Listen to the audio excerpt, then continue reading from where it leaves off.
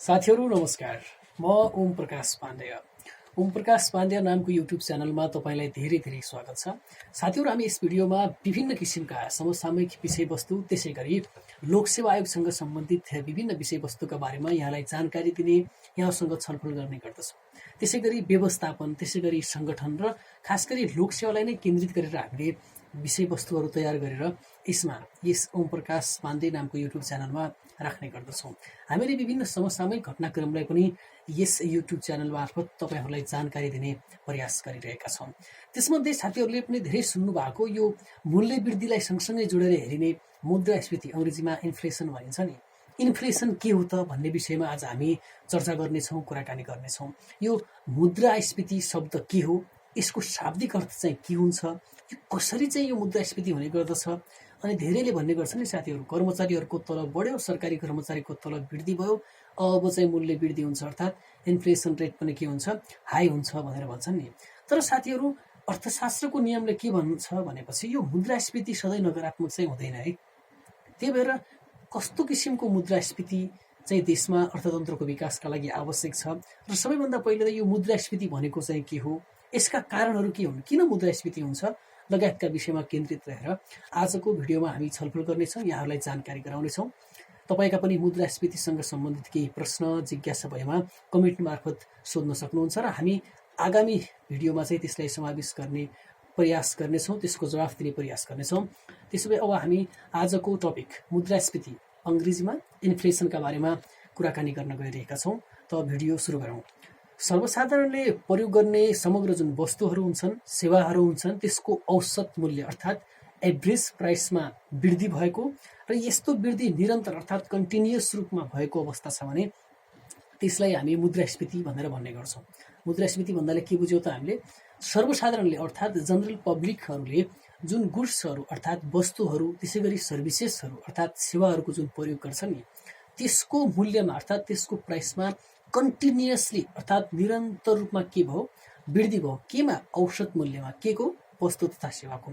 अब हामी यसरी बुझौँ, उपभोक्ताले अर्थात् सर्वसाधारणहरूले जुन वस्तु तथा सेवाको उपभोग गर्छ नि, त्यसको निरन्तर रूपमा चाहिँ यदि औसत मूल्यमा वृद्धि भइरहन्छ भने त्यसलाई हामी के भन्छौँ त, मुद्रास्फीति, अङ्ग्रेजीमा इन्फ्लेसन भनेर भन्ने गरिन्छ। यसको मतलब के हुन्छ भने साथीहरू, केही वस्तु वा सेवाको मात्रै मूल्य वृद्धि भयो भने त्यसलाई हामी मुद्रास्फीति भन्न सक्दैनौँ। उदाहरणका लागि, आलु 30 रुपियाँको प्रति केजी पाइन्थ्यो, अब 40 रुपियाँ केजी भयो, तर अरू वस्तु तथा सेवाको मूल्य वृद्धि भएको छैन। त्यसै गरी पेट्रोलको अहिले हाम्रो देशमा मात्रै नभएर यो खास गरी अन्तर्राष्ट्रिय विषयले पनि, जुन रुस र युक्रेनको युद्धका कारणले पनि र अन्य विविध कारणले गर्दाखेरि जुन पेट्रोलियम पदार्थको मूल्य वृद्धि भएको छ नि, धेरै साथीहरूले यसलाई के बुझ्नुहुन्छ भने यो इन्फ्लेसन भएको अर्थात् मुद्रास्फीति भएको हो भनेर। तर होइन साथीहरू, जो डेली युजेसका अर्थात् दैनिक उपभोग्य वस्तुहरू जो छन् नि, त्यसको मूल्य वृद्धि, औसत मूल्य वृद्धि हुन्छ र त्यो कन्टिन्युअस रूपमा हुन्छ भनेपछि मात्रै त्यसलाई हामी के भन्छौँ त, इन्फ्लेसन अर्थात् मुद्रास्फीति भनेर भन्ने गर्छौँ। त्यही भएर मुद्रास्फीति हुनका लागि एउटा शर्त, महत्त्वपूर्ण शर्त चाहिँ के रहेछ त, समग्र मूल्य स्तरमा के हुनु पर्यो, वृद्धि भएको हुनु पर्यो। तब मात्रै हामी त्यो अवस्थालाई के भन्छौँ, मुद्रास्फीति अर्थात् इन्फ्लेसन भनेर भन्ने गर्दछौँ। केहीको मूल्य घटे पनि धेरैजसो वस्तु अनि सेवाको यदि मूल्य वृद्धि भएको छ र त्यस्तो वृद्धि लगातार भएको छ भने त्यस अवस्थालाई हामी के भन्छौँ, मुद्रास्फीति भन्छौँ। अब यसमा विचार के गरौँ भने, डेली युजेसका अर्थात् दैनिक रूपमा प्रयोग हुने वस्तु तथा सेवा जो छन्, त्यसको केही वस्तुहरूको त मूल्य घट्यो पनि, तर के भयो, अरू वस्तुहरूको औसत मूल्य निरन्तर रूपमा वृद्धि भयो भने हामी त्यसलाई के भन्ने भयौँ त, मुद्रास्फीतिको अवस्था भनेर भन्ने गर्छौँ। बजारमा यो मुद्राको जुन परिमाण हुन्छ नि, मात्रा, क्वान्टिटी अफ दि मनी भन्छन् होइन। अब बजारमा मुद्राको परिमाणमा वृद्धि भयो, तर त्यो सँगसँगै वस्तु र जो सेवा छ नि, त्यसको उत्पादन बढ्न सकेन भने मुद्राको क्रय शक्ति, अङ्ग्रेजीमा यसलाई हामी पर्चेजिङ पावर अफ मनी भनेर भन्ने गर्छौँ कि अर्थात् मुद्राले कति वस्तु तथा सेवा के गर्न सक्छ, खरिद गर्न सक्छ, क्रय गर्न सक्छ, अर्थात् बाई गर्न सक्छ। हो, त्यो शक्ति कम हुन थाल्यो भने त्यसलाई मुद्रास्फीति भनिन्छ। यसलाई हामी फेरि एकदमै ध्यान दिएर सुनौँ। बजारमा अर्थात् मार्केट जो छ नि, मार्केटमा के भयो, जुन मुद्राको माग छ, त्यो माग अर्थात् मुद्राको माग, मनीको चाहिँ जुन डिमान्ड हुन्छ त्यो बढ्यो, त्यसपछि मुद्राको परिमाणमा के भयो, मात्रामा वृद्धि भयो। तर त्यही अनुसारले वस्तु तथा सेवाको मात्रा बढेन अर्थात् त्यसको उत्पादन बढेन, त्यसको आकृतिमा वृद्धि भएन भने त्यसपछि के हुने भयो? यसरी बुझौँ है, धेरै पैसा कम वस्तु तथा सेवाको पछि लाग्ने भयो, अर्थात् धेरै पैसा खर्च गरेर सीमित वस्तु तथा सेवा खरिद गर्न सकिने भयो, अर्थात् छोटकरीमा भन्नुपर्दा मुद्राको मूल्य घट्ने भयो। साथीहरू, मुद्राको पनि मूल्य हुन्छ है। मुद्रा भनेको आफै मूल्य होइन र भन्ने पनि धेरै साथीहरूले लाग्न सक्छ, किनभने हामीले के भन्छौँ भने त्यो वस्तु तथा सेवाको मूल्य भन्नाले त्यसलाई खरिद गर्नका लागि आवश्यक पर्ने जुन रकम हुन्छ नि, अर्थात् रुपैयाँ पैसा अर्थात् मुद्रा, त्यसलाई हामी मूल्य भनेर भन्ने गर्छौँ। हो, त्यो वस्तु तथा सेवाको मूल्य त्यै होला, तर मुद्राको पनि आफ्नै मूल्य हुन्छ। त्यसो भए मुद्राको मूल्य के त भन्ने तपाईँहरूलाई लागिरहेको हुनसक्छ। मुद्राको मूल्य भन्नाले त्यो मुद्राले बजारमा अर्थात् मार्केटमा कति वस्तु तथा सेवा खरिद गर्न सक्छ त, त्यसको पर्चेजिङ पावर कति हो त, त्यो कुरालाई देखाउने गर्दछ। अब तपाईँ आफै विचार गर्नुहोस् न। जस्तै उदाहरणका लागि हामी आफ्नै देशको उदाहरण दिउँ, नेपालको उदाहरण दिउँ। त्यसमा अब वस्तु तथा सेवा उत्पादन भएन, तर के मात्रै भयो? पैसा मात्रै अर्थात् नोट मात्रै छापिँदैछ अनि सिक्का मात्रै छापिँदैछ भनेपछि मुद्राको माग बढ्यो, अर्थात् बजारमा मुद्राको माग बढ्ने बित्तिकै के हुन्छ? क्वान्टिटी पनि बढ्छ, किनभने बजारको माग अनुसार नै नेपालको केन्द्रीय बैङ्क अर्थात् नेपाल राष्ट्र बैङ्कले के गर्ने गर्छ? मुद्रा निष्कासन गर्ने गर्दछ। अब यसमा मुद्राको मात्रा त बढ्यो, अर्थात् परिमाण त बजारमा बढ्यो, तर त्यो अनुसारले के हुन सकेन त? वस्तु तथा सेवाको उत्पादन हुन सकेन। अब यसका कारणले के हुने भयो? धेरै पैसा थोरै वस्तु किन्नका लागि प्रयोग गर्नुपर्ने बाध्यता हुने भयो। त्यसले गर्दाखेरि के अवस्था सिर्जना हुन्छ त? मुद्रास्फीतिको अवस्था सिर्जना हुन्छ। अर्को शब्दमा भनौँ न, मुद्राको क्रय शक्ति, किन्न सक्ने क्षमता घट्ने जुन प्रक्रिया छ अर्थात् अवस्था छ, त्यसलाई हामी के भन्छौँ त? इन्फ्लेसन अर्थात् मुद्रास्फीति भनेर भन्ने गर्दछौँ। अब यस्तो अवस्थामा के हुन्छ भने वस्तु तथा सेवा जो छ नि त्यो महँगो हुन जान्छ, अर्थात् हामीले त्यही वस्तु तथा सेवाको लागि विगतको भन्दा बढी रकम तिर्नुपर्ने अर्थात् बढी मुद्रा खर्चनुपर्ने बाध्यता सिर्जना हुन्छ, जसलाई चाहिँ हामी के भन्छौँ? मुद्रास्फीतिको अवस्था भनेर भन्ने गर्दछौँ। अब यो मुद्रास्फीतिले गर्दाखेरि हामीले भनिहाल्यौँ नि, अर्थतन्त्रमा एकदमै नकारात्मक प्रभाव पर्दछ, तर केही स्तरसम्मको मात्रै पर्नु भने त त्यो राम्रो पनि होला होइन, तर धेरै बढ्न थाल्यो भनेपछि त्यसले गर्दाखेरि के हुन्छ त? अर्थतन्त्रमा अप्ठ्यारो स्थिति उत्पादन हुन्छ। उदाहरणका लागि आफै विचार गर्नुहोस् न, नेपालको सन्दर्भमा बेरोजगारीको समस्या छ। हेर्नुहोस्, बेरोजगारीको समस्या छ भने कृषि प्रधान देश भनेर चिनिने हाम्रो देश नेपालमा बेरोजगारीको समस्याका कारणले गर्दाखेरि विभिन्न रोजगारीका अवसरहरू नपाइँदाखेरि युवाहरू जति गएका छन् विदेशतिर गएका छन्। अब ऊर्जावान समयमा विदेशिएका युवाहरूले गर्दाखेरि नेपालमा त उत्पादन भएन नि त। अब नेपालमा उत्पादन वस्तु तथा सेवाको हुन थालेन भनेपछि अब त्यही वस्तुका लागि के गर्नुपर्ने भयो? बढी पैसा तिर्नुपर्ने बाध्यता हुने भयो, अर्थात् महँगी बढ्ने भयो। त्यही भएर धेरै साथीहरूले बुझ्नु पनि भएको छ होला, मुद्रास्फीतिलाई सँगसँगै महँगी बढ्नु र मुद्रास्फीति बढ्नु एउटै कुरा हो भनेर भन्ने गर्दछ। तर स्मरण रहोस् साथीहरू, यो जो मुद्रा छ नि, मुद्राको भ्याल्यु घट्छ अर्थात् मुद्राको मूल्य घट्छ अर्थात् क्रय शक्ति घट्छ भनेपछि र वस्तु तथा सेवाको औसत जुन मूल्य स्तर छ नि त्यो निरन्तर रूपमा वृद्धि हुन्छ भनेपछि मात्रै हामी त्यसलाई के भन्छौँ त? मुद्रास्फीति भनेर भन्ने गर्दछौँ। अब मुद्रास्फीतिका विभिन्न कारणहरू छन्। हेर्नुहोस्, अब खास गरी मुद्रास्फीतिका कारणहरूलाई हामीले दुईटा भागमा विभाजन गर्न सक्छौँ। एउटा छ माग प्रेरित मुद्रास्फीति, त्यो चाहिँ मौद्रिक आम्दानीमा वृद्धि भएको बेला, र अर्को छ लागत वृद्धि मुद्रास्फीति अर्थात् उत्पादन लागतमा वृद्धि भएको बेला। सबभन्दा हामी पहिले मुद्रास्फीतिको पहिलो कारण अर्थात् माग प्रेरित मुद्रास्फीतिका बारेमा कुराकानी गरौँ। अब मौद्रिक आम्दानीमा वृद्धि हुँदा वस्तु तथा सेवाको माग बढ्छ। यो साथीहरूलाई जनरल कुरा हो, यो कुरा थाहा भएकै कुरा हो। अब आम्दानी बढ्यो भनेपछि नयाँ नयाँ वस्तुहरू उपभोग गर्ने, नयाँ नयाँ सेवाहरू उपभोग गर्ने गर्छन् नि त। त्यही भएर आम्दानी बढ्यो भने के हुन्छ? वस्तु तथा सेवाको डिमान्ड अर्थात् माग पनि बढ्ने गर्दछ। तर स्वानुपातमा उत्पादनमा वृद्धि भएन भने के हुने भयो? मुद्रास्फीति हुने भयो। छोटकरीमा यसरी बुझाउन साथीहरू, हाम्रो मागको कारणले, बजारको मागको कारणले गर्दाखेरि मुद्रास्फीति देखिन्छ भने त्यो हो माग प्रेरित मुद्रास्फीति। अब सामान्य अवस्थामा चाहिँ के कारणले यो अवस्था सिर्जना हुन्छ त भन्ने तपाईँलाई लागिरहेको हुनसक्छ। त्यसमा पहिलो छ सेन्ट्रल ब्याङ्कले अर्थात् केन्द्रीय ब्याङ्कले जारी गरेको प्रारम्भिक मुद्रा वा ब्याङ्कहरूले सिर्जना गरेको साख मुद्राको आपूर्तिमा वृद्धि भयो। अब नोट निष्कासनै बढी भइरहेको छ। त्यसै गरी वाणिज्य ब्याङ्कहरूले खास गरी जुन साख सिर्जना गर्छन् नि, साख सिर्जना गर्ने बेला चाहिँ त्यो एकदमै आपूर्ति अर्थात् त्यसको सप्लाईमा इन्क्रिज भयो अर्थात् त्यसको वृद्धि भयो भनेपछि त्यो बेला माग प्रेरित मुद्रास्फीतिको अवस्था सिर्जना हुन्छ। दोस्रो के छ त? घाटाको सरकारी वित्त व्यवस्था। अब यो कुरामा मलाई एउटा जोड्न मन लागेको कुरा के हो भने नेपालमा बजेट निर्माण प्रक्रिया जो गरिन्छ नि साथीहरू, यसमा के छ भने खर्च बढी तर आम्दानी कमको अवस्था देखिन्छ कि। अब यो आम्दानी कम छ, खर्च चाहिँ बढी देखाइन्छ भने यसैलाई घाटा बजेट भनिन्छ। र हाम्रो वित्त व्यवस्था पनि त्यही छ हेर्नुहोस्, किनभने हाम्रा आफ्नो स्रोत साधनहरू पर्याप्त भएनन्, खर्चहरू दिन प्रतिदिन बढिरहेको अवस्था, धेरै वस्तु तथा सेवाका लागि विदेशकै भर पर्नुपर्ने, अर्थात् विदेशबाट नै आयात गर्नुपर्ने, त्यसका लागि आफूसँग कोषको व्यवस्था छैन, अर्थात् हामीसँग चाहिँ त्यति धेरै रकम पैसा छैन। त्यो बेला के हुने भयो, सरकारी वित्त नै घाटाको अवस्थामा छ। यो बेला के हुने भयो भने वस्तु तथा सेवा खरिद गर्नका लागि बढी रकम तिर्नुपर्ने अवस्था हुने भयो, जो मार्केटको डिमान्ड अनुसार अर्थात् बजारको माग अनुसार हुने गर्दछ।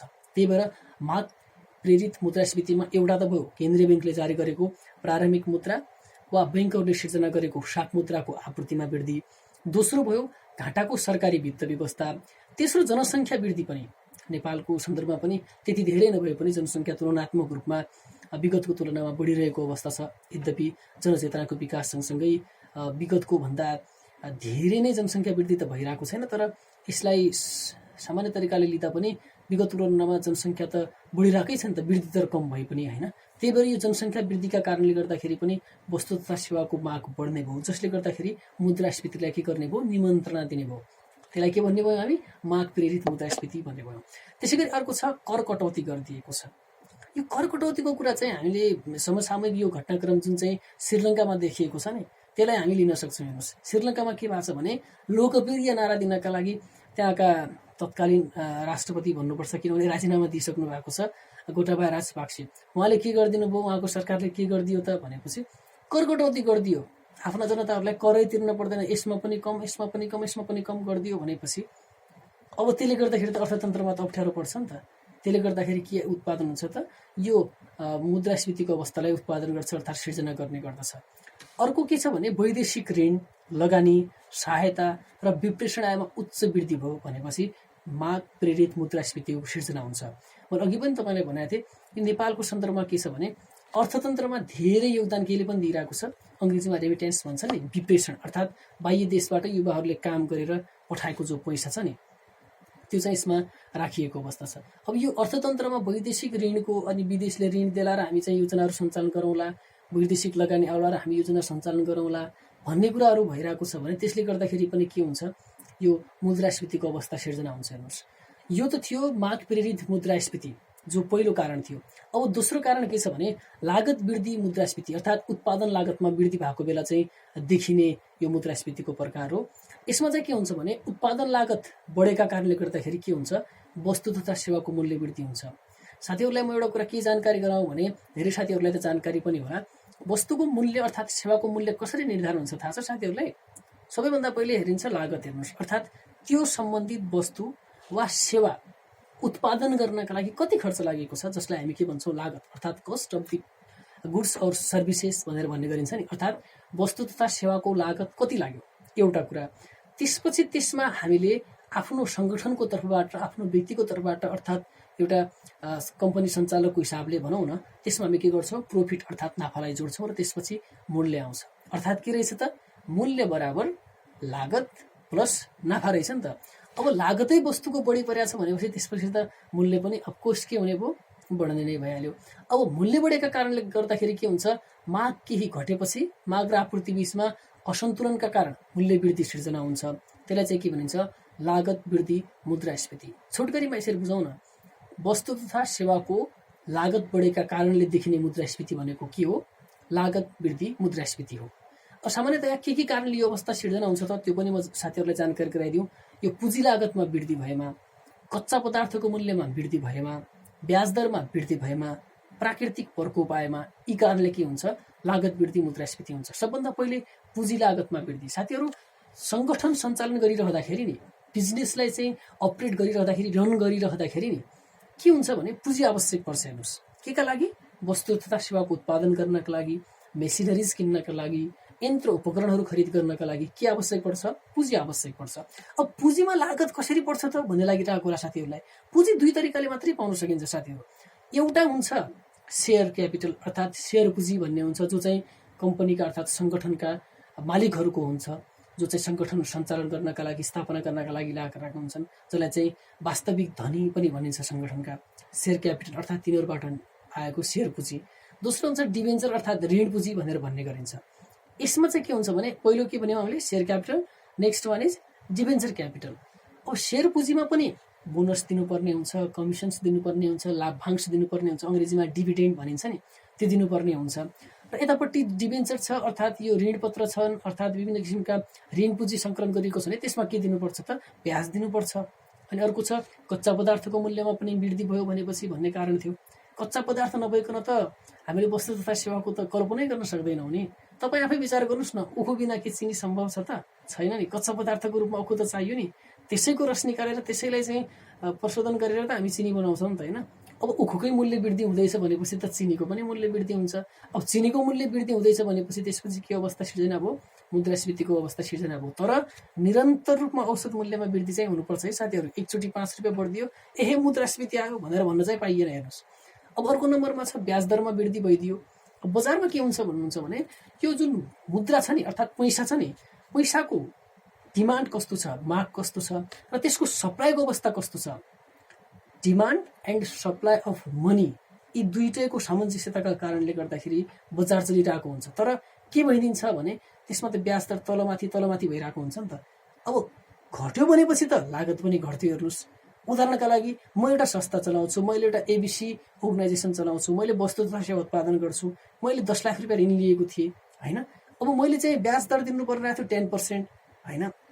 अब 10% तिर्दै थिएँ वार्षिक रूपमा भनेपछि मैले त एक किसिमको प्राइस पे गरिरहेको थिएँ नि त। तर अब के भइदियो भने 5% हुने भनेर भनिदियो भने त मैले त कम तिर्नु पर्ने भयो। अब कम मैले तिर्नु पर्दैछ भनेपछि त म त वस्तुको त मूल्य पनि त घटाउँला नि, किनभने मेरो पनि वस्तु बजारमा जाओस्, किनभने मेरै कम परिरहेको छ त म वस्तुको मूल्य किन हाई राखौँला भन्ने कुरा हुन्छ नि त। तर त्यहीँनिर ब्याज दरमा वृद्धि भइदियो भने 10% तिर्दै थियो, अब चाहिँ 15% तिर्नुपर्छ नि, 15% तिर्नुपर्छ नि भनेर भन्न थाल्यो भने मैले पनि के गर्नुपर्ने भयो? केही बढेको ब्याज दरलाई केमा राख्नुपर्ने भयो त? वस्तुको मूल्यमा जोड दिनुपर्ने भयो। अब वस्तुको मूल्यमा जोड्यो भनेपछि वस्तु महँगो भएन। अब वस्तु महँगो भएपछि त्यसले के भन्ने भयो त? लागतद्वारा प्रेरित मुद्रास्फीति भनेर भन्ने भयो। अब हामी समग्रतिर जाउँ, मुद्रास्फीति भनेको के अवस्था रहेछ त? दैनिक जुन वस्तु तथा सेवा जो छन् नि त्यसको जुन औसत मूल्य स्तर छ त्यसमा वृद्धिको अवस्था रहेछ। अर्थात् यसरी बुझौँ न, अर्को शब्दमा भन्नुपर्दा जुन मुद्रा छ नि, पैसा भन्छ नि सामान्य अर्थमा, त्यसको यदि मूल्यमा कमी आउँछ अर्थात् त्यसको क्रय शक्ति अर्थात् वस्तु तथा सेवा खरिद गर्न सक्ने जुन शक्ति छ नि मुद्राको, त्यसमा कमी आउँछ भनेपछि त्यसलाई हामी के भन्छौँ त? मुद्रास्फीति भन्छौँ। तर मुद्रास्फीति पनि के हुन्छ भने अब 3% सम्मको या 5% सम्मको अर्थतन्त्रको अवस्था हेरी त्यसलाई सामान्य मानिन्छ, किनभने सधैँ वस्तु तथा सेवाको मूल्य एकनाश रहँदैन नि त। कहिलेकाहीँ 5 रुपियाँमा आउने चिज कहिले चाहिँ 100 रुपियाँ पनि पर्न सक्छ, होइन?